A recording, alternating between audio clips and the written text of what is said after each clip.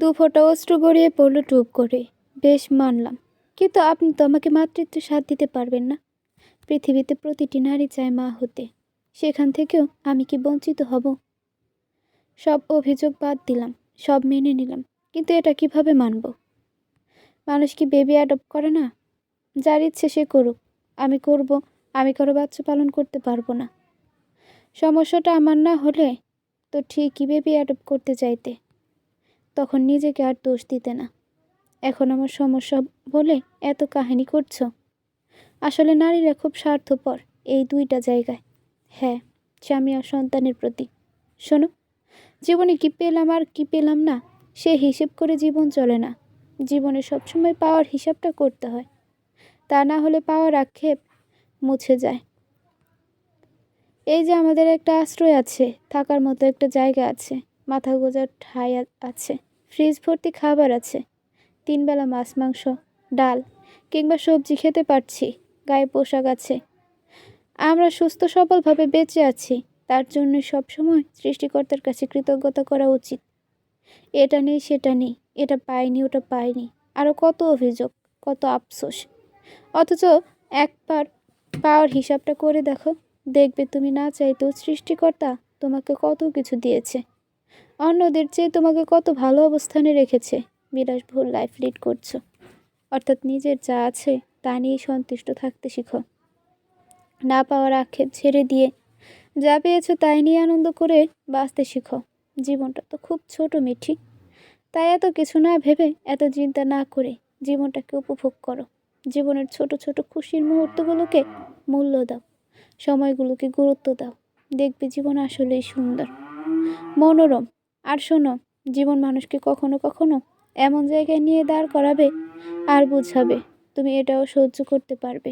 পরিস্থিতিতে পড়লে মানুষ সবই পারে, পারতেই হয়। তোমার পরিবার আমাকে সেদিন এত অপমান, অপদস্থ, অসম্মান, অবহেলা, শুধু তাই নয়, তোমার জন্য আমাকে চারিত্রিক মিথ্যে অপবাদ দিয়েছে। এত কিছু করার পরও আমি তোমার মতো এগ্রেসিভ হয়ে ওঠেনি, তোমার সাথে খারাপ আচরণ করিনি। কিন্তু তুমি আমায় এ পর্যন্ত কি করেছো না করেছো সব জানো। আমার শরীরে এমন কোনো অঙ্গ নেই তুমি দাগ না লাগিয়েছো। অসম্মান তো তোমার মামা থেকে শুরু করে তুমি পর্যন্ত করেছো, ইভেন ইভেন করছো। অভিযোগ অনুযোগ ছাড়াই নীরবে সব মাথা পেতে নিয়েছি। জোর করে 30 লাখ টাকা দেনমোহর করিয়েছে, যেটা আমার সাধ্যের বাইরে, তাও মেনে নিয়েছি। তারপরও তোমার সাথে কোনো ব্যাপারে রাগ দেখাচ্ছি না, অথচ এখানে আমার রাগ দেখানোর কথা, কারণ তোমার পরিবার আমার সম্মানহানি করেছে, আর তুমি মানসিক ও শারীরিক টর্চার করেছো। শোনো, রাগ অভিমান সেটা সবারই হয়, অশ্রু সবারই ঝরে, কান্না পেলে সবাই কাঁদে, হৃদয়ে ক্ষত হবার পর সবারই হয়, বিশ্বাসে আঘাত সবারই লাগে। মানুষ তো আর পাথর নয়, সে বললে তো অনেক কথা। তাই বলবো, আমি যেমন তোমার এবং তোমার মুখের দিকে তাকিয়ে সব হজম করেছি, তেমনি তুমিও সব হজম করে মানিয়ে নাও। মেনে নিতে কষ্ট হলেও মেনে নাও, এবং নিতে হবে তোমায়, ঠিক আমার মতো। আর কিছুই করার নেই। এক সময় ঘুমিয়ে পড়ল মিঠি। বেশ কিছুক্ষণ বুকে রেখে ঠিক করে শুয়ে উঠে গেল শেহজাদ। দ্রুত শাওয়ার নিল, তার সারা শরীর জ্বলে অঙ্গার হয়ে যাচ্ছে। কি ডাকাত মেয়ে, একটুও বুক কাঁপল না এমন জঘন্য কাজ করতে। কখন না জানি খুন করে দেয়। এই মেয়ে বিশ্বাস নেই, এর দ্বারা সব সম্ভব। দ্রুত নামাজ সেরে মিঠির মঙ্গল কামনা করে দোয়া করল, যাতে মেয়েটির সুমতি হয়। হঠাৎ কলিং বেল বেজে উঠল। মিঠির কাঁচা ঘুম ভেঙে গেল। দেখল শেহজাদ দাঁড়িয়ে আছে। কিছু না বলে উঠে নিজেই ডোর খুলতেই বুয়া এসে ঢুকলো। ঘর ঝাড়ু দিয়ে নাস্তা বানাতে বলে মিঠি শাওয়ার নিতে চলে গেল। মিঠির রুম ঝাড়ু দিতে এসে শেহজাদকে দেখল বুয়া, তবে কেমন যেন লাগলো। দ্রুত কাজ সেরে কিচেনে চলে গেল। ততক্ষণে শাওয়ার নিয়ে মিঠি বেরোয়। ভেজা চুলগুলো না মুছে হাতে পায়ে ক্রিম লোশন মাখতে লাগলো। ভেজা চুলগুলো মুছো, ঠান্ডা লাগবে। গুরুত্ব দিল না মিঠি। টাওয়াল নিয়ে শেহজাদ নিজেই চুলগুলো মুছতে লাগলো। বারণ করলো না মিঠি, সরিয়ে দিল না। হঠাৎ বাসায় ঢুকলো অনন্যা। ডোর ভেরানোই ছিল। মিঠির রুমে উকি দিতেই দেখল শেহজাদ চুল মুছে দিচ্ছে। অনন্যা হাঁ করে তাকিয়ে রইল। অনন্যাকে দেখতেই বিব্রত বোধ করলো শেহজাদ। রুম থেকে বেরিয়ে যায় মিঠি। শেহজাদ ওয়াশরুমে হাত ধুতে গিয়ে দেখলো ফ্লোরে জামা কাপড় ফেলে রেখেছে মিঠি, ধোয়নি। সে নিজেই সাবান মেখে জামা কাপড়গুলো ধুতে লাগলো। মিঠি এদিকে আসতেই দেখলো শেহজাদ ওয়াশরুমে তার জামা কাপড় ধুচ্ছে। আপনি ধুচ্ছেন কেন? ফেলে রেখেছো কেন? রহিমা খালা ধুয়ে দিবে, রাখুন। নিজেরটা নিজেরই ধোয়া উচিত। কথা বাড়ালো না মিঠি। অনন্যা এদিকে আসতেই দেখলো শেহজাদ বেলকনির দড়িতে মিঠির জামা কাপড় মেলে দিচ্ছে। মিঠির অন্তর্বাস নিজের টি শার্টের নিচে শুকাতে দিয়েছে। মনে মনে বলেই ফেলল, কি ভালোবাসা। তোর জামা কাপড় ধুয়েছে? হ্যাঁ। কি কপাল রে তোর মিঠি। চল টেবিলে যাই। শোন, আমি বোয়ার সাহায্যে বাসা থেকে সেমাই পায়েস, জর্দা কেক আর পুডিং করে এনেছি। কেন? নতুন দুলাভাইয়ের জন্য। ও। হঠাৎ মলিন হয়ে গেল মিঠির মুখটা। অনন্যা কত কিছু করে এনেছে, আর সে কি করেছে? কিছুই না, বরং সারা রাত ভর মানুষটার সাথে মারপিট করেছে। ঠোঁট কামড়ে বলল, রহিমা খালা নাস্তা বানিয়ে সব টেবিলে সাজিয়ে দিলেন। শেহজাদ একটা টি শার্ট পরে রেডি হলো। কোথায় যাচ্ছেন? যুদ্ধ করতে। যান, কিন্তু কোনো মেয়ের দিকে তাকানোর প্রয়োজন নেই। যুদ্ধ শেষ হলে তাড়াতাড়ি ফিরে আসবেন। বেরিয়ে গেল শেহজাদ। ফার্মেসিতে গিয়ে ওষুধ কিনল। কিছুক্ষণ পর ফিরে এলো। দুলাভাই কোথায় গেলেন? একটু বাইরে প্রয়োজন ছিল। আচমকা শেহজাদের হাত ধরে বলল, ওহ, আসুন, ব্রেকফাস্ট করবেন, আপনার জন্য ওয়েট করছি। অনন্যা এইভাবে হাত ধরায় শেহজাদের কেমন অস্বস্তি হলো। ব্যাপারটা মিঠির চোখে পড়ল। শেহজাদ বসতেই চট করে অনন্যা শেহজাদের পাশের চেয়ারে বসে পড়ল। গম্ভীর হলো শেহজাদ। বিচক্ষণ মানুষ সে। অনন্যার মতিগতি ঠিক সুবিধার বলে মনে হচ্ছে না। স্থির রইল। অনন্যা বাসা থেকে আনা পায়েস, সেমাই, জর্দা, পুডিং এক এক করে সব শেহজাদকে সার্ভ করতে লাগলো। মিঠির কেমন লেগে উঠল। তার থেকেও শেহজাদের প্রতি অনন্যার আগ্রহ বেশি বলে মনে হচ্ছে। কিন্তু বলতে নিয়েও মিঠি চুপ হয়ে যায়। অনন্যা তার বেস্ট ফ্রেন্ড, কিন্তু অনন্যার একটু বেশি আধিপত্যতা মিঠির ভালো লাগলো না। দুলাভাই প্লিজ ট্রাই করুন। সকালবেলায় এইসব কেন? হাত কচলে লাজুক মুখে অনন্যা বলল, আমি এই ফার্স্ট করেছি দুলাভাই, প্লিজ ট্রাই করে দেখুন। অনন্যার এই লাজুক হাসিটা ভালো লাগলো না মিঠির। ঠোঁট চেপে রাখল। মিঠিকে লক্ষ্য করলো শেহজাদ। এই মেয়েটা সাংঘাতিক হিংসুক। কাল রাতে কি যে করেছে শবনমের জন্য। আজ অনন্যার জন্য কি হয় আল্লাহ জানে। আজ আবার কোন টর্নেডো শুরু হয়। কি ভাবছেন দুলাভাই? আরে ট্রাই করুন না প্লিজ। মাইন্ড করো না অনন্যা, আমি সকালে ফ্রুট সালাদ না হয় ভেজিটেবল সালাদ আর একটা রুটি খাই, এর বেশি কিছু না। কারণ আমার হেলথ বেড়ে গেছে, তাই ডায়েট কন্ট্রোল করছি। একদিন খেলে কিছু হবে না দুলাভাই, না খেলে সত্যিই মন খারাপ করব। মিঠি বলল, বসে আছেন কেন? খান, আপনার শালিকা কত কষ্ট করেছে এইসব। বেচারি বোধহয় রাতে ঘুমাতে পারেনি এইসব করার টেনশনে। শেহজাদের বলতে ইচ্ছে করলো, অনন্যার টেনশনে ঘুম হয়নি। আর তোমার ঘুম হয়নি আমাকে খুন করার জন্য। বিচিত্র মানুষ। শেহজাদ সব আইটেম থেকে 1 চামচ করে ট্রাই করলো। অনন্যা খুশি হয়ে গেল। অনন্যার খুশিতে মিঠির কেমন একটা বুকটা ধুকপুক করতে লাগলো। দুলাভাই আপনি খান, আমি আপনার জন্য ফ্রুট সালাদ করে নিয়ে আসছি। কিচেনে গেল অনন্যা। এইবারে বাড়াবাড়ি সহ্য হলো না মিঠির। শেহজাদ বুঝতে পারলো ভিতরে ভিতরে মিঠি ফেটে যাচ্ছে, কিন্তু প্রকাশ করছে না। তবে বোমটা যখন তখন ফাটার সম্ভাবনা প্রবল। খাচ্ছ না যে, বসে রইলে কেন? খাচ্ছি। কি চিন্তা করছো? কিছু না। কোনো রকম ফ্রুট সালাদ করে আনলো অনন্যা। নিন্দুলা ভাই ট্রাই করুন। ভনিতা করলো না শেহজাদ। সে বেশ স্বাভাবিক হয়ে ফ্রুট সালাদ খেতে লাগলো। তার ছোট বউটাও একটু চলুক। বেশি বার বেড়েছিল রাতে। কেমন হয়েছে দুলাভাই? দারুণ। লেবু আর বিট লবণ দিয়েছ? হ্যাঁ, দুটোই দিয়েছি। দাঁড়িয়ে কেন, বসো। অনন্যা নিজেই পরোটা ছিঁড়ে ডিম, মিক্সড সবজি ভাজি আর মাঝে রুটির হালুয়া দিয়ে খেতে লাগলো। একটু খেয়ে শেহজাদ আর খেলো না। রেখে দিলেন কেন? প্লিজ আর একটু খান। আমি উদরপূর্তি করে খাই না অনন্যা, বললাম তো ডায়েট কন্ট্রোল করছি। একদিন খেলে কি এমন হবে? মিঠি ঠিক বুঝতে পারছে না স্বামীটা কার, তার নাকি অনন্যার।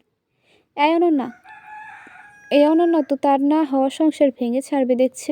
অনন্যা উঠে গিয়ে কফি করে আনলো। নিন দুলাভাই, কফিটা আমি খুব দারুণ বানাতে পারি। থ্যাঙ্কস। কফিতে চুমুক দিতেই বেশ আগ্রহ নিয়ে তাকালো অনন্যা। কেমন হয়েছে দুলাভাই? বেশ দারুণ। Again thanks. অনন্যা বেশ খুশি হলো। শেহজাদ বুঝতে পারল যে অনন্যা মিঠির মতো এখনো ম্যাচিওর হয়নি। অল্প বয়সের আবেগ, তাই এমন করছে। অনুভূতি জন্মানোর পূর্বেই তাকে এখান থেকে চলে যেতে হবে।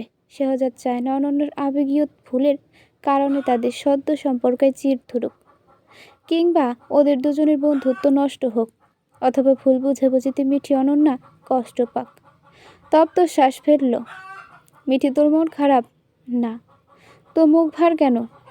কই না তো। মিথ্যে বলিস না। তোদের শালি দুলাভাইয়ের তামাশা দেখছি। দারুণ আন্ডারস্ট্যান্ডিং। ও আচ্ছা, খুব ভাগ্য করে এমন দুলাভাই পেয়েছিস অনন্যা। ঠিক বলেছিস মিঠি, কিন্তু তোর চোখ মুখ ফোলা কেন?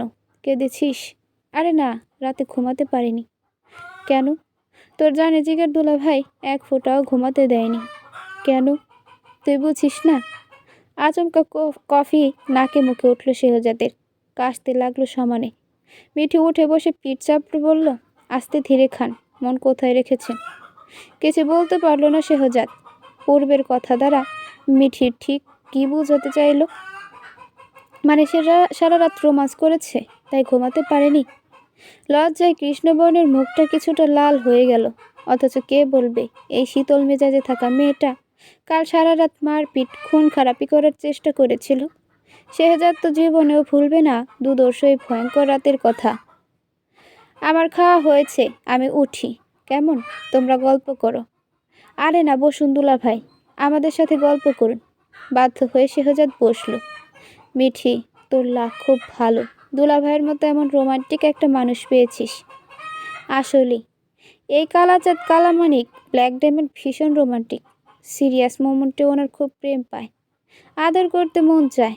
পড়তে বসলেও দেখিস না ওনার ভালোবাসা উতলে ওঠে সমুদ্রের ফ্যানিলের মতো। সারা জীবনের ভালোবাসা জমিয়ে রেখেছে তো, তাই একদিন সব দেওয়ার চেষ্টা করেছে। কান গরম হয়ে গেল শেহজাদের। এসব কথা বলা কি খুব জরুরি? তবে যাই হোক, মিঠি বোধহয় অনন্যাকে জেলাস ফিল করার জন্য এমন করছে, কিন্তু তাকে তো অপমান করছে না, এটাই অনেক। আচমকা অনন্যার চোখ পড়ল শেহজাদের হাতে, গলায়। দুলাভাই, আপনার হাতে গলায় কি হয়েছে? কাটা গেছে মনে হচ্ছে। রাতে তো দেখিনি। বিব্রত বোধ করল শেহজাদ। আর বলিস না অনন্যা, কাল বাসায় ফল কাটতে গিয়ে নাকি আমাকে মিস করছিল, আর তখনই অসতর্কতাবশত হাত কেটে ফেলেছে। ভাবা যায় এগুলো? মানে ঠিক কতটা রোমান্টিক হলে একজন মানুষ তার সদ্য বিয়ে করা বউকে মিস করে হাত কেটে ফেলে? ঠিক বলেছিস, এজন্যই রাতে চলে এসেছে আমার কাছে। কিন্তু গলায় কি হয়েছে? সারা রাত ঘুমাতে দেয়নি, তাই রিভেন্স হিসেবে বউকে আর গলায় লাভ বাইট দিয়েছি। কান দিয়ে ধোয়া বেরোতে লাগলো শেহজাদের। ভীষণ সাংঘাতিক এই মেয়ে। কে বলবে রাতে এই মেয়েটাই অগ্নিমূর্তির রূপ ধারণ করে তাকে খুন করতে নিয়েছিল 2বার। এখন কতটা শীতল মেজাজে স্বাভাবিক রয়েছে, তাকে দেখে মনেই হয় না এমন কিছু হয়েছে। মিঠি, তুই কবে থেকে ঠোঁট কাটা হয়েছিস বলতো? ওনার সাথে বিয়ের পর থেকে।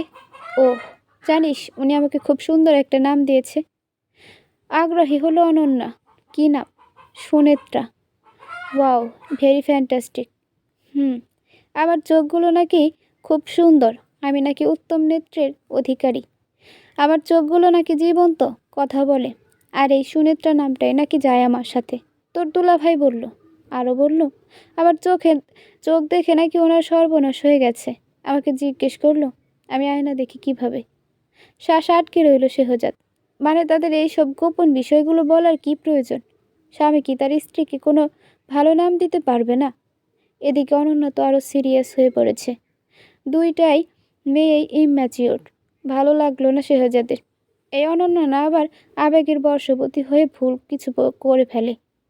মিঠি, এবার চুপ করো না। চুপ করার কি আছে? আপনি তো আমায় এই নামটা দিয়েছিলেন, মনে নেই? হ্যাঁ দিয়েছিলাম, বাট তুমি অপব্যবহার করছো। শেহজাদ উঠে গেল। কিরে, দুলাভাই মনে হয় রেগে গেল। লজ্জা পেয়েছে কালাচাঁদটা। অনন্যা হেসে উঠল। রুমের দিকে গেল মিঠি। দেখলো শার্ট প্যান্ট আর কোট পরে সাহেবের মতো রেডি হয়েছে শেহজাদ। দেখতে মন্দ লাগছে না, কালো তো কি হয়েছে, স্মার্টও আছে। একটা গম্ভীর এবং ভারী কি ভাব আছে চোখ মুখে, চেহারায় এবং ব্যক্তিত্বে। মানুষটাকে মাঝে মধ্যে মিঠির প্রিয় সিঙ্গার অরিজিৎ সিং এর মতো লাগে। হিমুর নীল জ্যোৎস্নায় হুমায়ুন আহমেদ কি বলেছিলেন জানেন? কি? মুজিব কোট বঙ্গবন্ধুকেই মানায়। এই কোট পেটে এবং মোটারা পড়লে তাদের লাগে পেঙ্গুইন পাখির মতো। এটা মুজিব কোট না। যাই হোক, আপনাকে এখন পেঙ্গুইনের মতো লাগছে। খিলখিল করে হেসে ফেলল মিঠি। তাকে হাসতে দেখে শেহজাদও হেসে ফেলল। মিঠি কিছু জিজ্ঞেস করতে নিবে, তারপর শেহজাদ নিজেকে সামলে নিয়ে হঠাৎ বলে ফেলল, অনন্যাকে এসব বলার কি প্রয়োজন ছিল? ইচ্ছে হয়েছিল তাই। শোনো, সম্পর্ক এমন একটা জিনিস যা যে কোনো সময় নষ্ট হয়ে যেতে পারে। আজ যে তোমার কাল সে তোমার জন্য কাল হয়ে দাঁড়াতে পারে। কারণ অনেক সময় রক্তের সম্পর্কেও ফাটল ধরে। তাই তুমি ভালো থাকো কিংবা মন্দ, কোনো অবস্থার কথা যাকে তাকে বলবে না। কারণ মানুষ তোমার ভালো থাকার বদনজর দিতে পারে কিংবা দেবে, আর মন্দ থাকার সুযোগ নিয়ে ফয়তা ওঠাবে। আজ যে তোমার ব্যথা নিরাময় মলম, কাল তা তোমার পুরাতন ঘা নতুন করে সংক্রমণের কারণ হতে পারে। বর্তমান প্রেক্ষাপটে কিছুই অসম্ভব নয়। মানুষ বদলাতে কতক্ষণ, মানুষ হারাতে কতক্ষণ? এই দুটি প্রশ্নের উত্তর তুমি কখনো পাবে না। কেন জানো? কারণ তোমার সাথে চলতে চলতে হুট করে একটা মানুষ বদলাবে, হারিয়ে যাবে, কিন্তু তুমি বুঝতেও পারবে না। একা আসছো পৃথিবীতে, একাই যাবে, এবং এইটাই চিরন্তন সত্য। তাই জীবনের প্রতিটি ধাপে সো বি কেয়ারফুল। চুপ করে রইল মিঠি। অবশ্যই খারাপ বলেনি। মলিন গলায় জিজ্ঞেস করলো, কোথায় যাচ্ছেন? বাসা খুঁজতে। এখানে কি হয়েছে? সব কিছু বলার প্রয়োজন মনে করছি না। গরম দেখাচ্ছেন আমাকে? মোটেও না। তাহলে বাসা কেন লাগবে? এই বাসায় কি হয়েছে? সামনে তোমার এইচএসসি পরীক্ষা। আমার কারণে তোমার পড়াশোনায় ব্যাঘাত সৃষ্টি হতে পারে, ইভেন হচ্ছেও। সো আমি চাইছি না এখানে থাকতে। আর তোমার মামার কথা ধরে এখানে আসাটা মোটেও উচিত হয়নি আমার নিজেকে আত্মসম্মানহীন এবং ব্যক্তিত্বহীন বলে মনে হচ্ছে। আর আমার জন্যই কাল রাতে তুমি অ্যাগ্রেসিভ হয়ে উঠেছিলে। শোনো, সবেই হয়েছে আমাদের। আমরা পূর্ব পরিচিতও না, আমাদের কোনো রিলেশনও ছিল না, এবং আমরা বিয়ের পূর্বে কেউ কাউকে দেখিনি। তাই তোমাকে মানিয়ে নেওয়ার সময় দেওয়া প্রয়োজন। আপাতত তুমি পড়াশোনায় মন দাও, ফোকাস করো। আমি বাসা দেখে ওখান থেকেই বাসায় ফিরে যাব। আর একটা কথা হচ্ছে, এইচএসসি পরীক্ষার আগে কি পরিমাণ কষ্ট সহ্য করতে হয় সেটা একমাত্র স্টুডেন্টরাই জানে। তবে এই কষ্ট এখানে শেষ হয়ে গেলেই হয়তো ভালো হতো। তারপর শুরু হয় রেজাল্টের পর অপেক্ষা কষ্ট। এটা শেষ হতে না হতে শুরু হয় অ্যাডমিশনের টেনশন। সো আমি বলবো, তুমি মন দিয়ে পড়াশোনা করো, প্রিপারেশন নাও। ও এখানে থাকলে শবনমের সাথে যোগাযোগ করতে সমস্যা হবে, তাই না? ফাও কথা বলবে না, আর কথায় কথায় ওকে আমাদের মধ্যকার বিষয় টেনে আনবে না। শবনম আমার ফার্স্ট, তার সাথে আমার কোনো সম্পর্ক নেই। চেনা আছে আপনাকে। আসতে নাচতে অনন্যার সাথেও গলাগলি শুরু করে দিয়েছেন। আজে বাজে কথা বলতে মুখে বাজে না তোমার? ছি, সত্যি কথা বললেই তো দোষ। কোনটা সত্যি বলেছ? এখন নিশ্চয়ই শবনমের সাথে দেখা করতে যাবেন, তাই সাহেবের মতো শার্ট প্যান্ট পরে রেডি হয়েছেন। মিস করেছেন বুঝি ওই পরকীয়ার রানী শবনম শাকচুন্নিকে? বারবার এই এক কথা বলে রাগ উঠিও না। আমি এমনিতেই রেগে আছি তোমার বিহেভিয়ারে। 100 বার বলবো, 1000 বার বলবো, কোটি বার বলবো, ধৈর্যের পরীক্ষা নিও না। 100 বার নেব। এত জেলাস কিসের? কোথায় জেলাস করলাম? আমাকে পছন্দ করছো না, আবার আমার সাথে থাকতে চাও না, সংসার করতে চাও না, ডিভোর্স দিয়ে চলে যেতে বললে তাও শুনছো না, কাউকে আমার আশেপাশে সহ্যও করতে পারছো না, উল্টো তাকে নিয়ে বাজে মন্তব্য করছো। শবনমের নাম শুনতে পারছো না, ওকেও জেলাস করছো, পথও ছাড়ছো না, আবার খালিও করছো না, দখল করছো না, আগলেও নিচ্ছ না, আবার থেকে যেতে বললেও শুনছো না। ব্যাপারটা কি? এসব করার মানে কি? অ্যান্সার দাও। Straight forward. আপনি আমার সতীত্ব কেড়ে নিয়েছেন, আর সেটা যেভাবেই হোক। একজন নারীর সতীত্ব তার গর্ব, অহংকার। আপনি সেটাই নিয়ে গেছেন। তাহলে আপনাকে ছাড়ার প্রশ্ন আসে কোথা থেকে? আপনাকে আমি শান্তিতে থাকতে দেব না। আপনাকে আমি মাফ করব না। আপনাকে জ্বালিয়ে পুড়িয়ে ছাড়খাড় করে দেব। এটার জন্যই কি তুমি অ্যাগ্রেসিভ? হ্যাঁ। সর্বপ্রথম আমার সতীত্ব, দ্বিতীয় আপনার দ্বিতীয় আপনার প্রথম স্ত্রী, এবং তৃতীয় আপনি সন্তান জন্মদানে অক্ষম। আর সব কিছু বাদ। শোনো, এই পর্যন্ত যা যা হয়েছে সব অ্যাক্সিডেন্টলি। কাল রাতেরটা তোমারও ইচ্ছে ছিল। সে যাই হোক, কিছু একটা বিষয়ে আমার খুব কষ্ট হয়। কি সেটা? শেহজাদের মুখোমুখি দাঁড়ায়, ঠোঁট স্পর্শ করে বলে, আমার খারাপটা কোথায় লাগে জানেন? এই ঠোঁট অন্য নারী কেউ ছুঁয়েছে। কিছু বলতে পারল না শেহজাদ। সব কিছুর জন্য সরি সুনেত্রা। হঠাৎ শেহজাদের মনে পড়ল কিছু একটা। পকেট থেকে ওষুধ বের করল, গ্লাসে পানি ঢেলে বলল, এটা খাও। কি এটা? ঔষধ। কিসের ওষুধ? খেতে বলেছি খাও, প্রশ্ন করো না। পিল? হ্যাঁ। খাবো না। জেদ করছো? শেহজাদ নিজে গালের মধ্যে ওষুধ ঢুকিয়ে দিয়ে পানি মুখে দিয়ে বলল, নাও, গিলো। খেয়ে বলল, এসব করে কি বোঝাতে চান? আপনি সন্তান জন্ম দিতে পারবেন এটাই, তাই না? কিছু না। বাহ, ভালোই অভিনয় জানেন দেখছি। আসছি। বাসায় বাজার লাগবে, নিয়ে আসুন। স্বামীর দায়িত্ব পালন করুন। আর এখানেই থাকছেন, শবনমের আশেপাশে ঘুরঘুর করছেন তো আপনার পায়ের নলি থেতলে দেব। আর ওই শাকচুন্নিটাকে একবার পাই, ওর সবগুলো চুল তুলে ফেলবো। নিজেকে ধাতস্থ করলো শেহজাদ।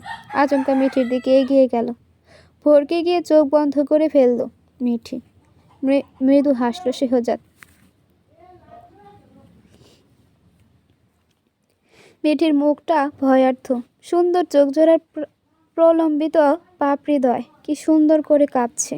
চিকন পাতলা গোলাপি ঠোঁট জোড়া তীর তীর করে কাঁপছে। কি সুন্দর, মোহনীয়, মনোমুগ্ধ করে একটা দৃশ্য। ঘোর লেগে গেল শেহজাদের। মেয়েটার চোখগুলো হরিণ টানা আর মারাত্মক সুন্দর। আচমকা মিঠিকে কাছে টেনে আনলো। চমকে গেল মিঠি।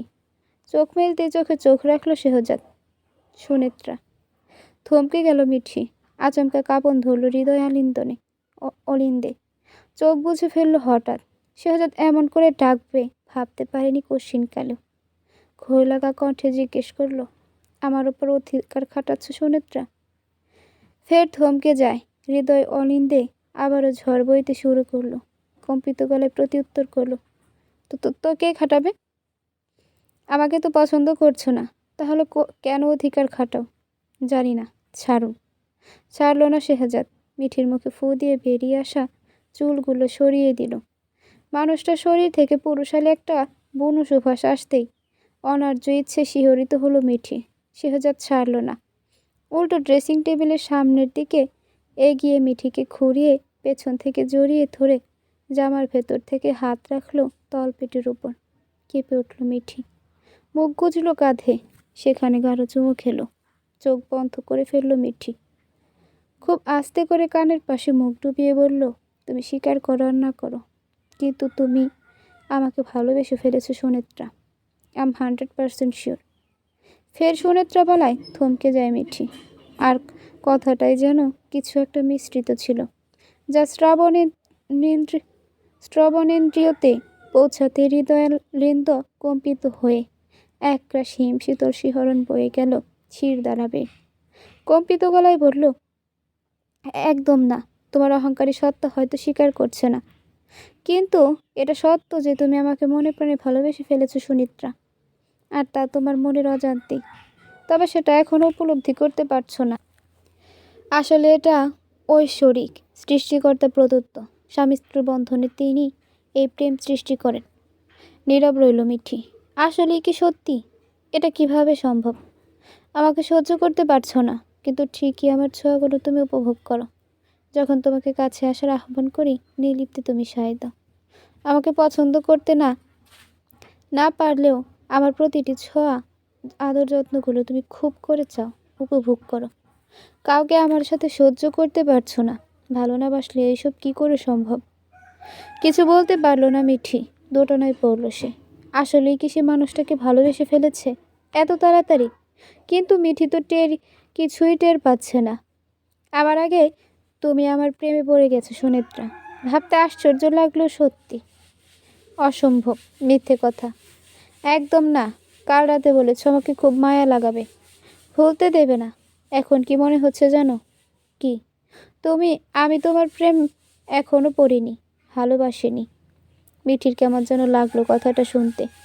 মুখটা মলিন হয়ে গেল। ভালোবাসেননি মানে? কিন্তু তুমি আমার মায়ায় খুব বাজেভাবে ফেসে গেছো সুনেত্রা। তুমি আমার প্রেমে পড়ে ভালোবাসতে শুরু করেছো, তাই কাউকেই আমার আশেপাশে সহ্য করতে পারছো না। জেলাস ফিল করছো, অধিকার খাটাচ্ছ, রাগ, জেদ, অভিমান, অভিযোগ সব দেখাচ্ছ, করছো। মানুষ যাকে ভালোবাসে তার সাথে তো এসব আচরণ করে। নিজেকে ছাড়িয়ে ঘুরে শেহজাদের দিকে তাকালো মিঠি। এখন তো মনে হচ্ছে তুমি আমাকে ভুলতে পারবে না, কারণ আমি যদি তোমার প্রথম প্রেম হই তাহলে তুমি আজীবন আমাকে স্মরণে রাখতে বাধ্য।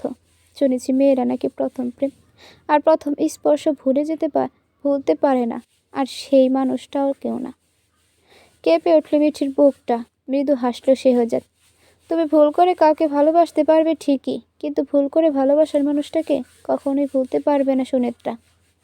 কনফিউজড মুখ করে শেহজাদের মুখের দিকে তাকিয়ে রইল মিঠি। জানো, আমিও পণ করেছি। কি? মিঠির কানে কানে বলল, যত যাই হোক না কেন, তবু আমারে দেব না ভুলিতে। স্ট্যাচু হয়ে দাঁড়িয়ে রইল মিঠি। কিন্তু এটা তো তার করার কথা। কিন্তু মানুষটা কি বলছে? তুমি ফেসে গেছো সুনেত্রা, একদম বাজেভাবে ফেসে গেছো। নিজের দম্ভ, আত্ম অহমিকার কাছে হেরে আমাকে ভালোবেসে ফেলেছ। একদম না। তোমার এই দাম্ভিক মনটা স্বীকার করবে না, কিন্তু এটা তো শিওর সে যে ভালোবেসে ফেলেছ। এখন ভালোবাসি বলো? কখনো না। আমি অপেক্ষা করব, যা ইচ্ছে করুন। মিঠি শরীরে কম্পন ছড়িয়ে গেছে বিদ্যুৎ স্পৃষ্টির ন্যায়। আচমকা মিঠির কপালে, গালে, কানে, গলায় চুমু খেলো। এরপর সময় নিয়ে একটু গভীর চুমু খেলো। কিন্তু মিঠি সরল না, সরিয়েও দিল না। চোখ বন্ধ করে উষ্ণ স্পর্শগুলো ফিল করলো। মৃদু হাসলো শেহজাদ। তাকে অপছন্দ করলে সরিয়ে দেয় না কেন? ভালো না বাসলে আমার ছোট ছোট ভালোবাসা গেল কেন নিচ্ছ? সরিয়ে দাও না কেন? হঠাৎ দেখলো অনন্যার ড্রোরের ভাগ দিয়ে মাথা ঠুকিয়ে উকি দিয়ে তাকিয়ে রয়েছে। ভীষণ জিদ হলো মিঠির। ওকে দেওয়ারও তো একটা সময় আছে, লিমিট আছে। এখনই কেন দিতে হলো? শেহজাদকে সরিয়ে দিয়ে বলল, যান, বাজার করে নিয়ে আসুন। বলেই নিজের শরীরের জামাকাপড় ঠিক করতে লাগলো। অনন্যাকে দেখতেই স্বাভাবিক হলো শেহজাদ, তবে অস্বস্তি হলো। অনন্যার এই বাড়াবাড়ি কিংবা বেহায়াপনাটা ঠিক লাগলো না। নিউ কাপলদের রুমে আসার আগে নক করতে হয়, এই কমন সেন্সটাও কি নেই? অনন্যা, কিছু বলবি? রুমে ঢুকে বলল, আজ তো শুক্রবার, শ্রুতির চেয়ে গোপিকা, গায়ত্রী ওরা আসবে। ও, ফোন করেছিস? হ্যাঁ, তোর বইয়ের কথা জানিয়ে দিয়েছি। এই জিনিসটা বাড়াবাড়ি বলে মনে হলো মিঠির। জানানোর আগে আমাকে একবার জিজ্ঞেস করতি। ধুত, জিজ্ঞেস করার কি আছে? অসন্তুষ্ট হলো মিঠি। কি রান্না করবি আজ? ওরা তো গরুর খাবে না। আচ্ছা, মাটন আনতে বলছি। তুই খালাকে বল সব রান্নার আয়োজন রেডি করতে। আচ্ছা। অনন্যা চলে গেল। শেহজাদ মিঠির ওই রোমান্টিক দৃশ্যটা অনন্যার মনে আলোড়ন সৃষ্টি করলো। মিঠি, আমার মনে হচ্ছে এখানে থাকাটা আমাদের ঠিক নয়। কেন? তা তুমি জানো। সমস্যা নেই, আপনি আমার সাথেই থাকবেন। বাসা ভাড়া করলে মাসে মাসে অনেক টাকা দিতে হবে। তার চেয়ে আমার সাথে থাকুন। বাসা ভাড়ায় যা খরচা করবেন সে টাকায় না হয় আমরা এখানে টুনাটুনি সংসার পাতব, কেমন? মৃদু হাসল শেহজাদ। কত কিছু বুঝে মেয়েটা, অথচ সেই বেকারি ছোট বলে। তবে তোমার বাসায় থাকতে আমার নিজেকে ছোট লাগছে, আর লাগবেও। আপনার বাসায় থাকতেও তো আমার ছোট লাগে না। সেটা ভিন্ন কথা। স্বামীর বাসায় অবশ্যই স্ত্রী থাকবে, সেটা শোভনীয়। কিন্তু স্ত্রীর বাসায় স্বামীর থাকাটা অশোভনীয়। এই বাসাটা আব্বু কিনেছেন আমার জন্য, কারণ মতিঝিল থেকে উত্তরা আসতে খুব দেরি হয়ে যায় কলেজে। মেট্রো রেল তো চালু হয়েছে কিছুদিন পূর্বে, তার পূর্বে থেকেই আমি এখানে থাকি। আর আসা যাওয়ার পর জ্যামে পড়লে তো হয়েছে। আর আমি মেয়ে মানুষ, একা আসা যাওয়াটা রিস্কের, খুবই রিস্কের।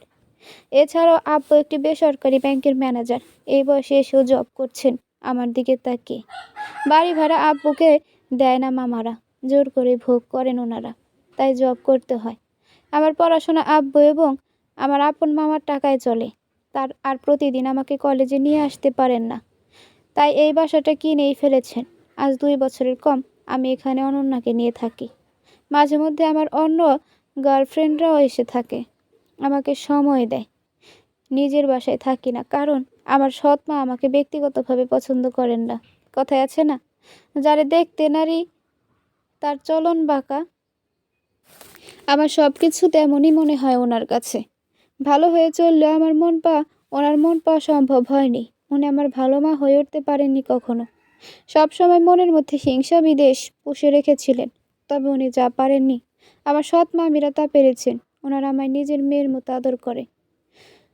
আমার মায়ের বাসায় থাকে, খায় দায় রাজত্ব করে। প্রতি মাসে লাখ লাখ টাকার ভাড়া তুলে নিজের ভাইয়েরা খায়। আর সে আমাকে সহ্য করতে পারে না। তিনি আমার মাকেও সহ্য করতে পারেন না। উনি সারাক্ষণ আমার পেছনেই লেগে থাকেন। এত এত দোষ উনি ধরতে পারেন যে আর নাই বা বললাম। ওই যে প্রথমেই তো একটা প্রবাদ দিলাম, ওনার জন্য বাসায় আমার পড়াশোনা হয় না বললেই হয়। আর আমার সৎ মামারা চায় না আমি যেন পড়াশোনা করি। বেশি পড়াশোনা করলে হয়তো এই বাড়ি সম্পত্তি সব কিছু বুঝে যাব। তাই এমন নয় যে আমি বোকা, আমি সব বুঝি, তবে চুপ থাকি। এছাড়াও বাসায় থাকতে উনি হয়তো আমার পেছনে লাগবে, নয়তো কোনো বউয়ার পেছনে, না হয় বাসার হেল্পিং হ্যান্ডকে বকাবকি কিংবা মারধর করবেন। অযথা অহেতুক কারণ দেখিয়ে বাসার কেয়ারটেকার ড্রাইভার আর হয় বাসার যে কোনো ভাড়াটিয়ার সাথে লাগবেন। যদি তা না হয় তো মামিদের দোষ খুঁজে ওনাদের পেছনে লাগবে। 3 মামির সাথে উনি খুব দাপট দেখায়, মিল নেই বললেই চলে। সেখানে তো আমি আবার ওনার সতীনের মেয়ে। আর আব্বুর সাথে তো প্রতিদিন ঝগড়া লাগবেই, মাস্ট। ওখানে আমার পড়াশোনা হয় না বললেই চলে। পড়াশোনা ঠিক মতো ঘুমাতেই পারি না। সকালবেলা ঘুম থেকে উঠেই ঠুসঠাস শুরু করবে। হেল্পিং হ্যান্ডকে শিখিয়ে দেবে সোফাগুলো জোরে জোরে শলার মুঠো দিয়ে ঝাড়তে।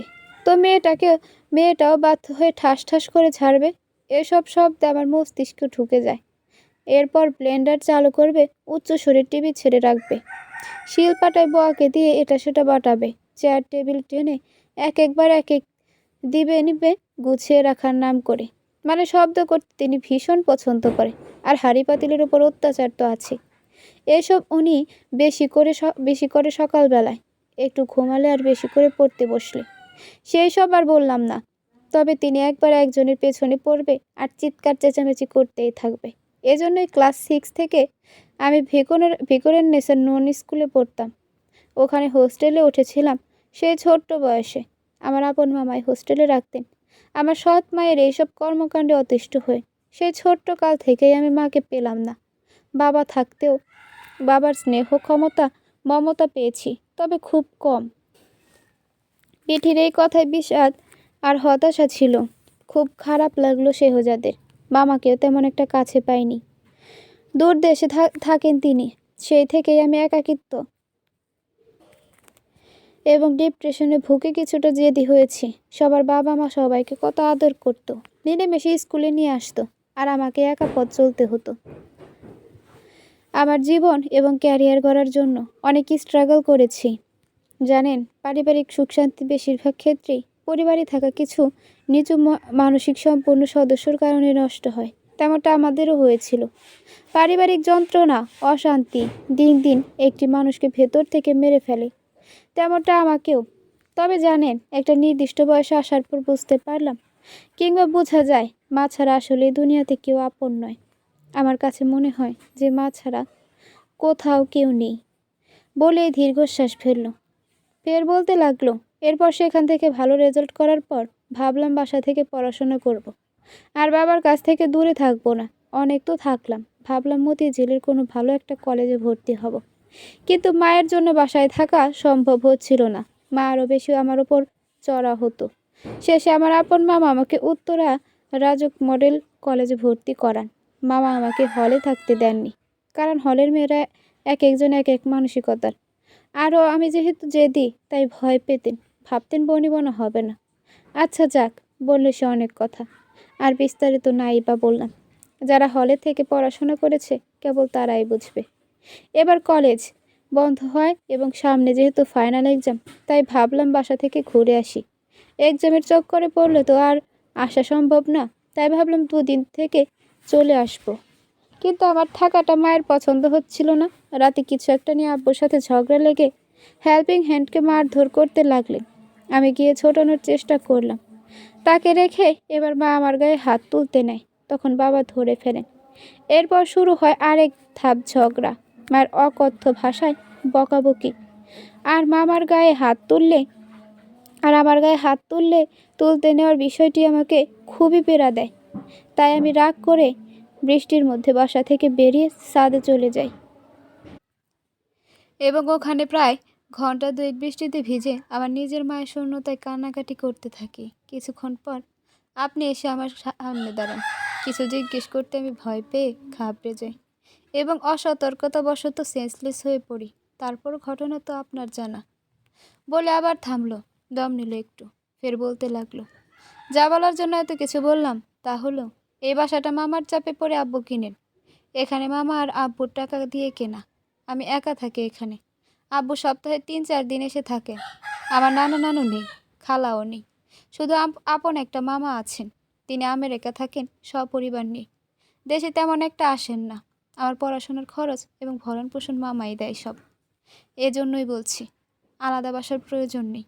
আর আমার বাসা মানে আপনার, আপনার বাসা মানে আমার। স্বামী স্ত্রীকে একে অপরের পরিপূরক আর অর্ধাঙ্গিনী কেন বলা হয়েছে বুঝতে পারেন না? মিঠি শেষাক্ত কথাগুলো বিশ্বাস হলো না শেহজাদের। হঠাৎ এত পরিবর্তন, মানে মিঠিকে ঠিক বোঝা যাচ্ছে না। কাল রাতের আচরণ আর এখনকার আচরণে কত ডিফারেন্ট। জানেন, সে ছোট থেকেই বাবা এবং মামার থেকে শুনে আসছি আমাকে অনেক দূর পড়াশোনা করতে হবে। হ্যাঁ করছি, আজ আর আমি সেই ছোট মেয়েটা নেই। দেখতে দেখতে প্রায় 17 বছর অতিক্রম করে 18-তে পা দেব। জানেন, একদিন আড়াল থেকে আমি শুনলাম আমার বাবা এবং সৎ মায়ের কথা। মা বাবাকে বলল, কিছুই হবে না, অত পড়াশোনা করি কোনো লাভও নেই। মেয়ে মানুষের এত পড়াশোনা করে কী লাভ? সেই শ্বশুর বাড়িতে গিয়ে হাঁড়ি পাতিলি মাজতে হবে। এখনই ওর পড়াশোনা বন্ধ করে দিন। তা শোনা মাত্রই বাবা বলেছিল, আমার মায়ের চেষ্টা মনিরা, আমার মেয়ের চেষ্টা মনিরা, ওকে সুযোগ দেওয়া উচিত। কিন্তু কোথায় আর সুযোগ, বাড়ি ছাড়াই হতে হলো। একটা দীর্ঘশ্বাস ফেললো মিঠি। জানেন, অনেক সময় আমাদের আশেপাশে এরকম হাজারো মিঠির ছোট ছোট স্বপ্নগুলো পরিবারের টানে অসম্পূর্ণ রয়ে যায়। মিঠির কথাগুলো শুনে খুব খারাপ লাগলো শেহজাদের। মিঠি শেষাক্ত কথাগুলো মন্দ নয়। মলিন হাসলো মিঠি। শেহজাদকে নিশ্চুপ দেখে বলল, যান, বাজার করে নিয়ে আসুন। স্বামী হিসেবে আপনার দায়িত্ব, কর্তব্য, অধিকার রয়েছে বউয়ের প্রতি। মিঠি না বললেও সে বাজার করে দিয়ে যেত। কিন্তু মিঠির স্বাভাবিকতা কেমন যেন। আবার বলছে ফ্রেন্ডরা আসবে। হঠাৎ ভাবলো তাকে ইনসাল্ট করবে না তো তাদের সামনে। এই মেয়েকে তো চেনা যায় না, একের বার এক এক রূপ। ভয় পেল। শেহজাদ চিন্তিত হলো। মিঠি বাজারে লিস্ট ধরিয়ে দিল। বেরোতে নেয় শেহজাদ। এই শুনুন। হ্যাঁ, একটা খাম ধরিয়ে দিল হাতে। এটা কি? বাজার করবেন তো? টাকা দিলাম। লাগবে না, আমার কাছে আছে। বাড়াবাড়ি করবেন না, আজ কিন্তু অনেক বাজার। এত টাকা আপনার কাছে নেই হয়তো। আছে। আচ্ছা, তা থাকলে পরে খরচ করা যাবে তো। এটা এখন এটা নিন। লাগবে না। খামটা রেখে বেরিয়ে গেল শেহজাদ। মিঠি খুশি হয়, তবে খামটা রেখে যাওয়ার জন্য নয়, শেহজাদের পার্সোনালিটি দেখে। একটা রিক্সা নিয়ে শেহজাদ চলে গেল বাজার করতে। মিঠি বিছানায় শুয়ে শেহজাদের বলা কথাগুলো ভাবতে লাগলো। আসলেই কি সে মানুষটার প্রেমে পড়েছে? প্রশ্ন করলো নিজেকে। টের পেল তার বুকটা ধুকপুক করছে। প্রেমে বলে বুঝি এমন অনুভূতি হয়? হেসে উঠে মুখ ঢেকে ফেলল মিঠি। অনন্যা এসে পাশে বসল। কিরে, তুই দেখি ভীষণ খুশি। কই না তো। আচ্ছা, খালা কি করে? মশলাপাতি ব্লেন্ড করছে। তাই তো আবার তাজা মশলা ছাড়া তুই তো আবার তাজা মশলা ছাড়া কোনো রান্নাই খাস না। মাটন দিয়ে কী রান্না করবে? মাটন বিরিয়ানি করলে হিন্দু মুসলিম সবাই খেতে পারবে। আর রাতের জন্য গরুর মাংস আনতে বলেছি। চিকেন বিরিয়ানি ভালো লাগে না। টুম্পা পার্সার প্রিয়াও আসবে। ওরা কি মাটন খাবে? না খাওয়ার কি আছে, ওরা তো আবার খ্রিস্টান। খাবে। আর কি করবি? গলদা চিংড়ি, ইলিশ ডিম, চিকেন কাবাব আর ক্যাসোনাট সালাদ, বাঁধাকপির সালাদ করে নিবি। আর দধি এবং কোক। আর বেশি কিছু করতে পারবো না, এসব করতে অনেক সময় লেগে যাবে। আমিও সেটাই ভাবছি।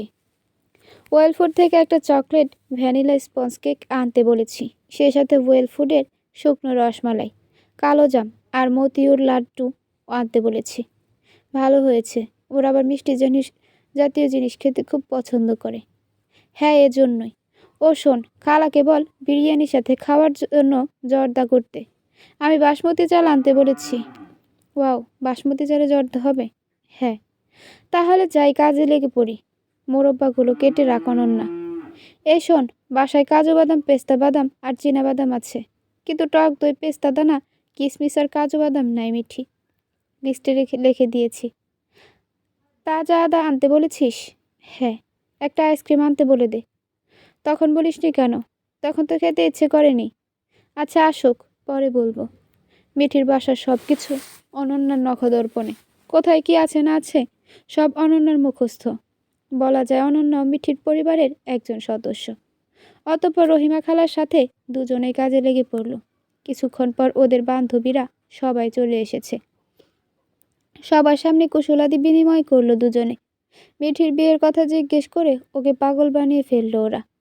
সব অ্যান্সার এখন বসে বসে অনন্যা দিচ্ছে। মিঠি চুপ করে বসে আছে।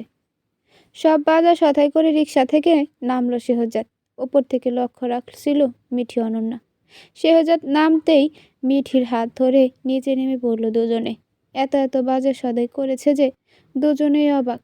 লিস্টের বাইরে গিয়ে বাজার করেছে।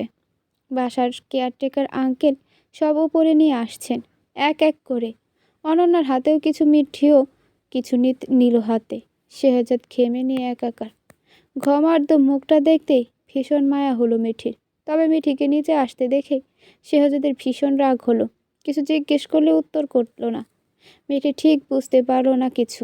অতঃপর বাসায় আসতেই অনন্যার বান্ধবীরা শেহজাদকে দেখতেই স্তব্ধ হয়ে হা করে তাকিয়ে রইল। বিব্রত বোধ করলেও শেহজাদ স্থির রইল। ওরা এসে শেহজাদের সাথে কুশলতি বিনিময় করল। ভদ্রতার সহিত শেহজাদও কুশলতি বিনিময় করল। তবে কলেজের ক্রাশকাল এবং ভয়ঙ্কর পুরুষাদি পুরুষ বিদেশি মেয়ে অর্থাৎ মিঠির স্বামী এমন হবে ভাবতে পারেনি কেউ। শেহজাদ ফ্রেশ হওয়ার জন্য রুমে ফিরতেই সবাই মুখে কুলো পেটে বসে রইল। মানে এটা ঠিক কিসের প্রেমে পড়ল মিঠির মতো এত সুন্দরী মেয়ে? অনন্যা তো বলেই দিল লাভ ম্যারেজ।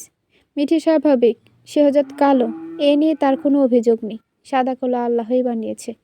শেহজাদের গায়ের রং কিংবা বয়স নিয়ে মিঠির কোনো আক্ষেপ নেই। শেহজাদ ধনী নাকি বড়লোক কিংবা কত টাকা মাইনে পায় সেটাও মিঠি জানতে চায় না। তবে একটা জিনিস মিঠি মানতে পারে না, শেহজাদের প্রথম বিয়ে এবং সন্তানদানে জন্মদানে অক্ষমতা।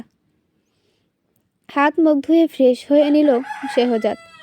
বর্ষাকাল হলেও আজ মাত্রাতিরিক্ত গরম পড়েছে। কলের পানি টাটকা গরম হয়ে আছে। বেডের ওপর বসতেই মিঠি এলো। তাকালো না শেহজাদ। মিঠি বুঝতে পারল না শেহজাদ কেন রেগে আছে। আপনি কি রেগে আছেন? হ্যাঁ। কেন? নিচে কেন গিয়েছ? তো কি হয়েছে? তো কি হয়েছে মানে? না বললে কিভাবে বুঝবো? মিঠিকে ড্রেসিং টেবিলের সামনে দাঁড় করালো। এবার নিজের দিকে দেখো। নিজেকে দেখলো মিঠি। কই কিছু তো হয়নি। আরও রাগ হলো শেহজাদের। এসব কি পড়েছ? আমি সবসময় এসব পড়ি। বাসার মধ্যে পড়ো ভালো কথা, বাইরেও এসব পড়ি কেন গেলে? সব সময় তো যাই। কেয়ারটেকার রিক্সাওয়ালা তোমার দিকে কিভাবে তাকিয়ে রয়েছিল খেয়াল করেছিলে? কিছু বলল না মিঠি। তোমাকে এইভাবে দেখলে যে কোনো পুরুষের কামনা জাগবে, শুনতে খারাপ লাগলেও সত্য। চুপ রইল মিঠি। যাও দ্রুত সালোয়ার আর শরীরে ওড়না জড়াও। আমার সামনে ব্যতীত কারো সামনে তুমি এইসব ড্রেস পরতে পারবে না, স্ট্রেট বলে দিলাম। সেদিন রাতেও তুমি এইভাবে বের হয়েছ, রাগ হলেও কিছু বলিনি। কথা বাড়ালো না মিঠি। বিরক্তকর চোখে তাকালো শেহজাদ। আসার পর থেকে লক্ষ্য করছে মিঠি মিনি মিনি ফ্রক পরছে, স্কার্ট পরছে। ফকফকা সাদা ধবল উরু দুটো বেরিয়ে থাকে। কতটা আবেদনময়ী দেখায় সেটা জানে মেয়েটা। নতুন বিয়ে হয়েছে বিধায় অনধিকার চর্চা হবে বলে কিছু বলেনি এই 2 দিন। আজ তো সোজা নিচে নেমে গেল। কোনোদিন খালি বসায় পেয়ে কে কি করে বসে। মিলিকে নিয়ে শেহজাদের ভয় হচ্ছে এখন। এই কেয়ারটেকার কেউ সুবিধার বলে মনে হচ্ছে না। একটা একরঙা সালোয়ার আর ওড়না জড়িয়ে রুম থেকে বেরিয়ে গেল মিঠি। কিছুক্ষণ পরে এক গ্লাস দইয়ের শরবত করে আনলো। নিন, ভালো লাগবে, লেবু দিয়েছি। রাগ হলেও নিজেকে দমালো। নির্লিপ্তে হাত থেকে নিয়ে পান করতে হঠাৎ অনন্যা এলো। দুলাভাই, প্লিজ একটু হেল্প করুন না। বলো। বাসায় স্টার অ্যানিশ, আখরোট আর কেওড়ার জল শেষ হয়ে গিয়েছে। প্লিজ একটু এনে দেবেন। বিরিয়ানিতে স্টার অ্যানিশ না দিলে গ্রানটা আসবে না। দিচ্ছি। তখন বলিসনি কেন লাগবে? মনেই ছিল না। তপ্তশ্বাস ফেলল মিঠি। দুলাভাই আসার সময় একটা ভ্যানিলা আইসক্রিম নিয়ে আসবেন। আচ্ছা, আর কিছু লাগবে? না। বেরিয়ে গেল শেহজাদ। ওরা হলরুমে এলো। টুব্বা বলল, বাইরে কি গরম পড়েছে। এ গরমে ওনাকে আবার পাঠানোর কি দরকার ছিল অনন্যা? আরও স্বাস্থ্যবান মানুষ, কোনো সময় হিট স্ট্রোক করে বসবে। কিচ্ছু হবে না। অনন্যার চিন্তা না হলেও হিট স্ট্রোকের কথা শুনতেই মিঠির চিন্তা হলো এবার। সত্যি এত খারাপ লাগছে এবার। আজ ঢাকায় মাত্রাতিরিক্ত গরম পড়েছে। অনন্যাকে কিছু বলাও যাবে না, মনে কষ্ট পাবে। মিঠিকে আনমনা দেখে শ্রুতি বলল, তোর হাজবেন্ড এত কালো, মানে কিভাবে মনে ধরলো তোর? কালো বলে কি মানুষ না? তা বলিনি, কিন্তু তুই তো একটু অহংকারী ছিলি এই ব্যাপারে। কোনো ছেলেকে পাত্তা দিতি না, বলা যায় ভয়ঙ্কর রকমের পুরুষ বিদেশি। যাকে পাত্তা দিয়েছি তাকে জামাই বানিয়ে ছেড়ে দিয়েছি। অনন্যা বলল, কয়দিন পর বাপ বানিয়ে ছেড়ে দেবে। মুখটা মলিন হয়ে গেল মিঠির। সে ভাগ্য কি আর তার আছে? একটা দীর্ঘশ্বাস বেরিয়ে এলো। পৃথিবীতে সবাই কি সব পায়? একদম না। আবার পেলেও হয়তো পায়। শ্রেয়সা বলল, তবে তোর হাজবেন্ড একটু বেশিই কালো, আরও বয়স্ক বলে মনে হলো। ভুঁড়ি একটাও কেমন বের হয়েছে। অনন্যা বলল, ভুঁড়িতে মাথা রাখতে মুখ গুজতে অনেক আরাম। আমি ভুঁড়িওয়ালা ছেলে দেখে বিয়ে করব। চট করে অনন্যার দিকে তাকালো মিঠি। তুই কিভাবে জানিস ভুঁড়িতে মাথা রাখতে আর মুখ গুজতে আরাম? আর একটু ইমাজিন করেছি। কাকে নিয়ে? তোকে আর তোর স্বামীকে। অসন্তুষ্ট হলো মিঠি। নাকি অনন্যা নিজেকে শেহজাদের সাথে ইমাজিন করেছে? বুকটা কাঁপতে লাগলো মিঠির। অনন্যা শেহজাদকে কেড়ে নেবে না তো? শেহজাদ নিজেও থাকতে চায় না অনন্যার জন্য। মহাচিন্তায় পড়ল মিঠি। গোপিকা বলল, বাহ, অনন্যা দারুণ। এগিয়ে যা। তোরা সবাই পরিওয়ালা ধরে বিয়ে করেছিস। কেউ প্রেমে পড়ে বিয়ে করছে। আমরা বাকি থাকবো কেন? আমরাও আজ থেকে ভুঁড়িওয়ালা বর খুঁজতে রোডে নামবো। টুম্পা বলল, মাইকে অ্যানাউন্সমেন্ট কর। যা। তুই কর। গায়ত্রী বলল, থাম তোরা। শ্রেয়সার পূর্ব কথায় মিঠি বলল, তুই মুসলিম হয়ে জানিস না আমাদের সাহাবী বেলাল রাদিয়াল্লাহু আনহু কিন্তু কালো ছিলেন, কিন্তু আল্লাহ পাক ওনাকে অনেক পছন্দ করতেন। ওনার রূপ দেখে নয়, ওনার আখলাক চরিত্র ত্যাগ দেখে। জানতাম না, মাত্র জানলাম। তবে তোর হাজবেন্ডের মাঝে যদি এইসব গুণ থাকে, অবশ্যই ওনাকে উঁচু মাকাম দান করবে আল্লাহ। হ্যাঁ, ঠিক। অনন্যা বলল, কালো হয়েছে তো কি হয়েছে? আল্লাহর কাবাঘরের খিলাফও তো কালো রঙের। আর উনি মানুষটা কালো হলেও নিয়ে অহংকার, অমায়িক। ওনার মাঝে কোনো অহংকার নেই, দেখিনিও। তিনি খুব ফ্রেন্ডলি, আর দেখলে বোঝাই যায় উনি খুব সাধারণভাবে জীবনযাপন করতে পছন্দ করেন। পারসা বলল, কালো বলে তোর মন খারাপ হয় না? কালো বলে কোনো কথা না, আমার মন খারাপ হয় না এতে। উনি আমার মন ভালো রাখতে পারেন, নামাজ পড়েন, ওনার চরিত্র ভালো এবং সৎ পথে চলেন। এটাই আমার কাছে অনেক। ওনাকে আমার সাদী ওমানের মতো ভালো লাগে। গোপিকা বলল, মিঠি, তুই সাদী ওমানের খেলা দেখেছিস? আমারও খুব পছন্দের। গম্ভীর হলো মিঠি। হঠাৎ বলতে শুরু করলো, জানিস এই সমাজটা আক্ষরিক অর্থে চরম বর্ণবাদমুখী। বাসার কাজের বুয়া থেকে শুরু করে ঘরের বউ পর্যন্ত সব জায়গায় সাদা চামড়ার জয়কার। যে ছেলেটার দাঁত ছাড়া বাকি সবটাই কালো, সে বিয়ের সময় সাদার নেশায় ডুবে থাকে। আবার যে মেয়েটা দেখতে কুচকুচে কালো, সেও চামড়াটাকে আরেকটু সাদা হিসেবে উপস্থাপন করতে মরিয়া হয়ে লাক্স, ফেয়ার অ্যান্ড লাভলি সহ বিভিন্ন প্রসাধনী দ্বারস্থ হয়। অথচ সাদা অথবা কালো সবই হয়েছে উপরওয়ালার ইচ্ছায়। যেহেতু চামড়া নয় বরং তাকওয়ার উপর ভিত্তি করে আল্লাহ সুবহানাহু তাআলার তার বান্দার মর্যাদা বৃদ্ধি করবেন, তাই চামড়ার রংটা আল্লাহর কাছে মূল্যহীন। যদিও আমাদের কাছে তা অমূল্য সম্পদ। আমাদের সমাজে বিবাহগুলির দিকে তাকালে আমরা দেখতে পাই, ছেলে কিংবা মেয়ে কেউই ধার্মিককে প্রাধান্য দেয় না, বরং তাদের কাছে চামড়ার প্রলেপটাই আসল। কেননা আমাদের সমাজপতি ও আমাদের অভিভাবকরা আমাদেরকে শিখিয়েছে সাদা মানেই সুন্দর। যদি কেউ ধার্মিকতা দেখে কোনো কালো মেয়েকে বিয়ে করে ফেলে, তাহলে ওই মেয়েকে শ্বশুরবাড়ির লোকজন থেকে শুরু করে পাড়াপড়শির কত যে তিরস্কার শোনা লাগে তা ভুক্তভোগীরাই ভালো বলতে পারবে। আচ্ছা, আমরা বাঁচব কয়কাল? শুধু দেহের উপরের সাদা প্রলেপটাকেই কেন এত প্রাধান্য দিচ্ছি? আমরা যদি সাদাকে প্রায়োরিটি দেই তাহলে তা হয়তো পেয়ে যাব, কিন্তু তাকওয়াবান পাবো কিনা সন্দেহ আছে। আর যদি তাকওয়াকে প্রায়োরিটি দেই তাহলে সাদা না পেলেও দিনদারিত্ব পেয়ে যাব ইনশাল্লাহ। দুনিয়ায় বহু কালো মানুষ তাকওয়া দিয়ে ভুবন আলোকিত করেছেন পক্ষান্তরে তাকওয়াহীন বহু সাদা মানুষ হারিয়ে গেছেন অন্ধকারাচ্ছন্ন কূপে। সুতরাং বাহিক সৌন্দর্য কখনোই অন্তরের সৌন্দর্যের প্রতীক হতে পারে না। যেহেতু পরকালে সৎকর্মশীল মুমিনদের চেহারা হবে উজ্জ্বল, যদিও দুনিয়াতে হাসবি কালো ছিল, আর পাপীদের চেহারা হবে বিভৎস কালো, যদিও দুনিয়াতে তার সাদা চামড়ার ঝলকানির প্রশংসায় লোকেরা পঞ্চমুখ ছিল। তাই এ সকল ক্ষেত্রে কষ্টসাধ্য হলেও গায়রুল্লাহর সন্তুষ্টি ছেড়ে আল্লাহর সন্তুষ্টিকে প্রাধান্য দেওয়া উচিত। আমাদের সবার মনে রাখতে হবে যে কালো ওপর সাদা কিংবা অনারবের ওপর আরবের শ্রেষ্ঠত্ব নেই। তাই প্রিয় নবী সাল্লাল্লাহু আলাইহি সাল্লাম বলেছে, অনারবদের ওপর আরবদের শ্রেষ্ঠত্ব নেই, আরবদের ওপরে অনারবদের শ্রেষ্ঠত্ব নেই। সাদার ওপর কালোর শ্রেষ্ঠত্ব অথবা কালোর ওপর সাদাদের শ্রেষ্ঠত্ব শুধু তাকওয়াতে। সত্যি বলতে যুক্তি দিয়ে এতগুলো কথা বলায় ওরা হাসার বদলে মুগ্ধ হলো। এতদিন কালো মানুষকে ঘৃণা করলেও আজ সত্যি সেটা মন থেকে চলে গিয়েছে। কোমল হলো সবাই। জানিস, সবার আগে আমরা হলাম মানুষ, তার চেয়ে বড় কথা আমরা হলাম একা আল্লাহর বান্দা। মানুষ আল্লাহ যাকে যেই রকম পছন্দ করেছেন তাকে সেই রকমভাবেই পাঠিয়েছেন দুনিয়াতে। মানুষ চাইলেই কিন্তু কোনো মানুষ বানাতে পারবে না। তাই কাউকে ছোট করে না সম্মান দিয়ে কথা বলা উচিত। মানুষের অবয়ব দেখে সৌন্দর্য বিচার না করে আচার আচরণ দেখে সৌন্দর্য বিচার করা উচিত। ওরা সবাই একসাথে বলে উঠল, ঠিক বলেছিস মিঠি। এতদিন আমরা চোখ আর বিবেক থাকতেও অন্ধ ছিলাম, কালো মানুষকে ঘৃণা করতাম, কিন্তু আজ সত্যি তুই আমাদের চোখ খুলে দিয়েছিস। Thank you so much. মৃদু হাসলো মিঠি। হঠাৎ শেহজাদ বাসায় ঢুকলো। ডোর ভেরানো ছিল। শ্রেয়সা উঠে গিয়ে বলল, দুলাভাই এসেছেন? মৃদু হাসলো শেহজাদ। হ্যাঁ, আমার কাছে দিন দুলাভাই, আমি আইসক্রিমগুলো ফ্রিজে রেখে দিচ্ছি। শ্রেয়সার হাতে দিতেই রেখে দিল। মিঠির বলা সব কথা শুনেছে শেহজাদ।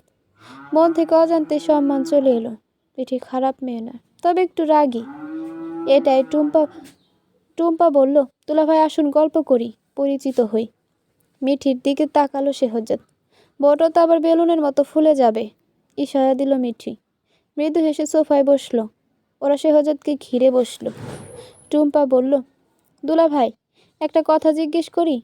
বলো, মিঠির সাথে আপনার কিভাবে প্রেম হয়েছে? প্লিজ আমাদেরকে আপনাদের লাভ স্টোরিটা একটু শোনান। শেহজাদ পড়ল মহাবিপদে। এখন বানিয়ে বানিয়ে সে কীভাবে কি বলবে।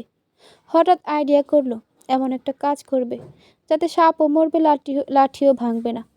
গলা পরিষ্কার করে মিষ্টি হেসে মিঠিকে শুনিয়ে শুনিয়ে জোরে বলতে লাগলো, সে অনেক বছর আগের কথা। তখন আমার পড়াশোনা শেষ হয়েছে। আমি ঢাকায় পড়াশোনা করছিলাম। এরপর একটা জব পাই। হঠাৎ একদিন ভিকুরের নিসা নন স্কুলের পাশ দিয়ে যেতেই মিঠিকে দেখে প্রেমে পড়ে গেলাম। তখন বোধহয় মিঠি ক্লাস 6-এ পড়ে। মিঠি খুব সুন্দর তো, তাই নজর আটকে গেল। তারপর ওর চোখ দেখতে সেদিনই আমার সর্বনাশ হয়ে গেছে। এরপর থেকে আমি দিনরাত ভাবতাম না জানিও আয়না কিভাবে দেখে। তারপর সময় পেলে রোজ নিয়ম করে লুকিয়ে লুকিয়ে মিঠিকে দেখতে আসতাম, কিন্তু মিঠি জানতো না। তবে আমি কখনো ওর সামনে আসিনি। আসেনি এই ভয়ে, কারণ আমি তখন প্রাপ্তবয়স্ক আর কালো। আর এত সুন্দর মেয়ে নিশ্চয়ই আমাকে পছন্দ করবে না। আর মিঠিও তখন বয়সে খুব ছোট ছিল। কিভাবে প্রপোজ করি?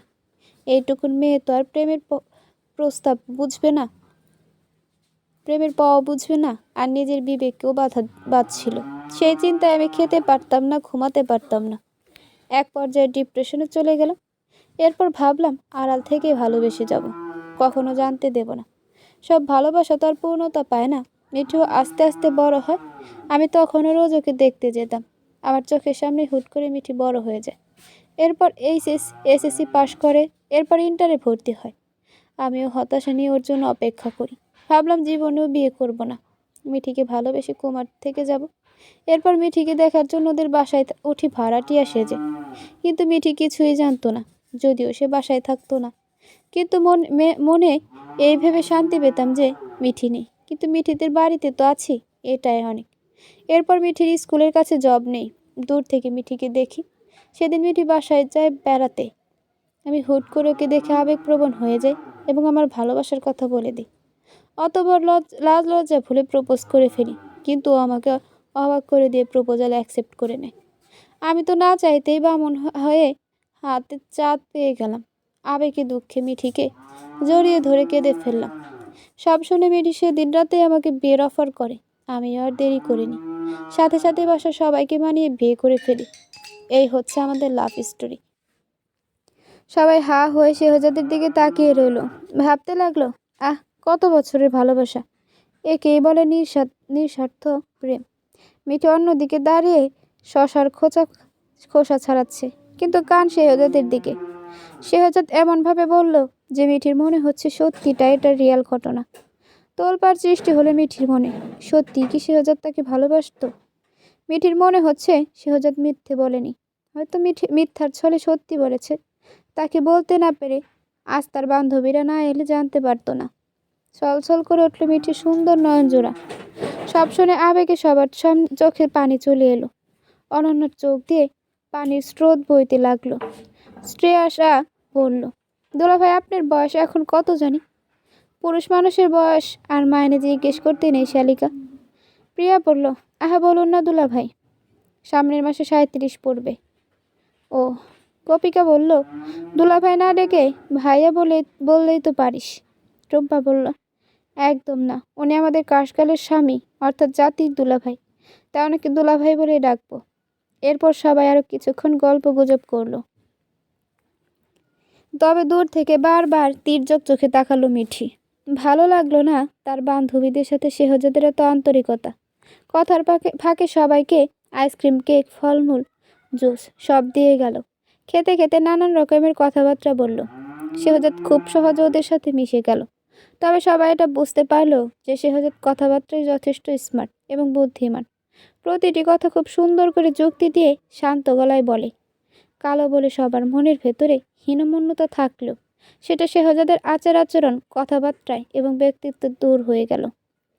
অন্যরকম অনন্যার মতো মুগ্ধ হলো সবাই। সত্যি কালো মানুষের মন সুন্দর মানুষের মনের থেকেও হাজার গুণ সুন্দর। অতঃপর রান্না শেষ হলে সবাই একসাথে বসে কথা বলতে বলতে খাবার খেয়ে নিল। খাওয়া দাওয়া শেষে মিঠিকে ওর রুমে পাঠিয়ে দেয়। সবাই শেহজাদের সাথে কিছু একটা পরামর্শ করলো। দূর থেকে সেটা দেখতেই মিঠির ভীষণ জেলাস ফিল হলো। শেহজাদ আর তার বান্ধবীদের বিড়বিড় করে ইচ্ছামতো বকাবকি করলো। শেহজাদ বুঝতে পারলেও না বোঝার ভান তো করে রইল। আসলে হিংসুটে মেয়েটাকে একটু জেলাস ফিল করানোর দরকার, সাথে একটা শিক্ষা দেওয়ারও দরকার। মনের দুঃখে মিঠি নিজের বাবার রুমে গিয়ে ডোর আটকে শুয়ে রইল। কিছুক্ষণ পর দেখলো ওরা শেহজাদকে নিয়ে বাইরে চলে গেল। এই অনন্যা ফাজিল মেয়েটাও ঢ্যাং ঢ্যাং করতে করতে চলে গেল। যাওয়ার সময় তাকে একটু সাধলো না। মিঠির খুব কান্না পেল। শেহজাদকে অকাঠ্য ভাষায় বকতে লাগলো, সাথে তার বান্ধবীদের ইজ্জত রফা দফা করতে লাগলো। যাওয়ার সময় ওরা মিঠির যে রুমে ছিল সেই রুমের বাইরে দিয়ে সিট কিনে আটকে চলে গেল। অতপর রাত 10টার দিকে বাসায় ফিরল সবাই। রুমের সিট কিনে খুলতেই দেখলো মিঠি শুয়ে শুয়ে কাঁদছে, চোখ মুখ ফুলে ঢোল। টুম্পা বলল, মিঠি তুই কাঁদছিস কেন? কিছু না, তোরা কোথায় গেলি? আর বলিস না, তোর ওই হাবাগোবা জামাইটা তো হারকিপটে কি করেছে? প্রিয়া বলল, বারে, আমাদের কাশকাল খ্যাত মিঠি রানীকে পটিয়ে বিয়ে করেছে, অথচ আমাদেরকে ট্রিট দেবে না। তা কি করে হয়? এখন কি হয়েছে? পার্সা বলল, চাইনিজ খেতে নিয়ে গেছি, তারপর ফুচকা খেয়েছি, তারপর হালিম চটপটি, মানে যা আছে পছন্দের সব খেয়ে ছেড়েছি আজ। আর একদম সব টাকা ফিনিশ করে ফকির বানিয়ে ছেড়ে দিয়েছি। উনি এখন কোথায়? গোপিকা বলল, কোথায় মানে? তুই এত অস্থির হচ্ছিস কেন? বলছি কোথায় উনি। শ্রুতি বলল, শালা হারকিপটে বিল দিতে না পেরে পালিয়ে গেছে। আজে বাজে কথা বলবি না। টুম্পা বলল, তোকে ডিভোর্স দিয়ে পালিয়ে গেছে মানে? মানে ভয় পেয়ে পালিয়ে গেছে, আর যাওয়ার সময় তোকে ডিভোর্স দিয়ে গেছে। কারো কথা বিশ্বাস করলো না মিঠি। শেহজাদ এমন নয়। মিঠির বিশ্বাস শেহজাদ এমনটা করতেই পারে না। ভেজা গলায় ঢোক গেল। শ্রেয়সা বলল, নে, তুইও সাইন করে দে, তোকে আমরা ভালো একটা বর দেখে বিয়ে দেব। মানে? প্রিয়া বলল, বেশি কথা না বলে সাইনটা কর। তোর স্বামী অনন্যাকে নিয়ে পালিয়ে গেছে। মিথ্যা কথা। ওরা সবাই মিঠিকে ধরে জোর করে সাইন করালো। সাথে সাথে মিঠি সেন্স হারিয়ে ফেলল। শ্রুতি বলল, এটা কি হলো? পার্সা বলল, এ তো দেখছি পুরাই সিরিয়াস। শ্রেয়সা বলল, সেটাই তো দেখতে পাচ্ছি। গায়ত্রী বলল, আমার মনে হচ্ছে সত্যি ওরা লাভ ম্যারেজ করেছে, এতে সন্দেহ নেই। আমরা আরও উল্টা সন্দেহ করেছি। টুপা বলল, কথা সত্য। সেন্স ফিরল মিঠির। নিভু নিভু চোখে তাকাতে আবিষ্কার করলো সে শুয়ে আছে বিছানায়। পূর্ণ দৃষ্টিতে তাকাতেই দেখতে পেল ফুলে ফুলে সজ্জিত বেডে শুয়ে আছে। মিঠির মাথা কাজ করছে না। আচমকা দেখতে পেল ওর সামনে সবাই দাঁড়িয়ে আছে। নীরব রইল মিঠি। তার শরীর ভীষণ দুর্বল লাগছে। হঠাৎ উঠে বসল। সম্পূর্ণ চেতনা ফিরতেই আবিষ্কার করলো সে নিজের রুমে রয়েছে, তবে বধূ সজ্জিত অবস্থায়। টুম্পা বলছে, কেমন হয়েছে রুমটা সাজানো? হঠাৎ এইসব? তোকে বিয়ে দিয়ে দিলাম আমাদের কলেজের প্রখ্যাত ঝালমুড়িওয়ালার সাথে। হঠাৎ যেটা আমাদের কলেজ গেটে বসে যেটা আমাদের কলেজ গেটে বসে ঝালমুড়ি বিক্রি করতে। মানে? হ্যাঁ সত্যি। শ্রুতি বলল, একটু পরে আসবে বাসর করতে, রেডি থাক। সব মাথার উপর দিয়ে গেল। লাইট অফ করে ওরা বেরিয়ে গেল। কিছুক্ষণ পর অন্ধকারের মধ্যে দেখতেই একটা মানুষ ঢুকছে। ঘাবড়ে গেল মিঠি। মানুষটা ওর সামনে এসে দাঁড়ালো। ওর দিকে ঝুঁকতেই আচমকা গলা চেপে ধরল মিঠি। এক পর্যায়ে বেডের ওপর ফেলে বালিশ চাপা দিল মুখে। কিছুক্ষণ পর লাইট অন করে বালিশটা সরালো। দেখলো শেহজাদ তাকিয়ে রয়েছে। তার মানে তাকে চিনতে পেরে ইচ্ছে করেই মিঠি এমনটা করেছে। মিঠির চোখে মুখে স্পষ্ট রাগ দৃশ্যমান। বেড থেকে নেমে যেতে নেয় শেহজাদ। হ্যাঁচকা টান দেয়। এত রেগে আছো কেন? বর সাজার ইচ্ছে হয়েছে? ওই একটু। রাগে কাঁপতে লাগলো মিঠি। ফুচকা খান গিয়ে। Are you jealous? আপনার দাদা জেলাস? আমার দাদা বেঁচে নেই, তবে থাকলে বোধহয় এত সুন্দর বউটাকে দেখলে জেলাস হতো। হাত ছাড়ুন, আসো বাসরটা সেরে ফেলি। লজ্জা করে না? লজ্জা গুলিয়ে ফেলেছি ফুচকার সাথে।